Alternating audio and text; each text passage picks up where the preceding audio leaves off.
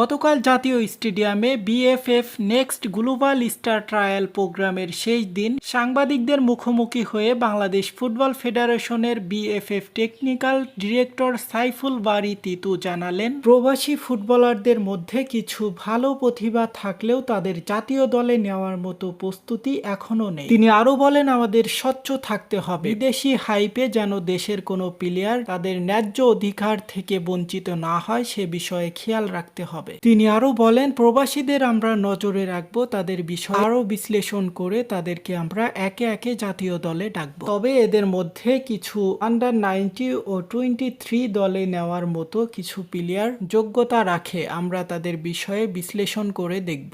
BFF next global star ট্রায়ালে আয়োজনে অংশগ্রহণকারীদের উৎসাহ দিতে উপস্থিত ছিলেন দেশের ফুটবল প্রশাসনের গুরুত্বপূর্ণ ব্যক্তিরা। ট্রায়াল শেষে অংশগ্রহণকারীদের হাতে তুলে দেওয়া হয় সার্টিফিকেট অফ পার্টিসিপেশন, স্মারক ব্যাগ ও একগুচ্ছ উপহার। শুধু তাই নয়, যারা পারফরমেন্সে নজর কেড়েছে তাদের মধ্যে কয়েকজনকে বিশেষ প্রশিক্ষণ ও বিদেশি ক্লাবে খেলার সম্ভাবনার জন্য তালিকাভুক্ত করা হয়। এই প্রোগ্রামের মূল উদ্দেশ্য ছিল দেশি ও প্রবাসী তরুণদের মেধা ও মনোযোগ ফুটবলের দিকে টেনে আনা এবং ভবিষ্যতের জাতীয় দলের জন্য প্রতিভাবান খেলোয়াড়দের প্রস্তুত করা। বাফুফের এই আয়োজনটি ছিল অত্যন্ত গোছানো ও পেশাদারভাবে পরিচালিত। আপনারা দেখছেন এইসে গ্লোবাল নিউজ, সাথে আছে আমি হুসেন আহমেদ। সকল আপডেট পেতে আমাদের সাথেই থাকুন। সকলকে অনেক অনেক ধন্যবাদ।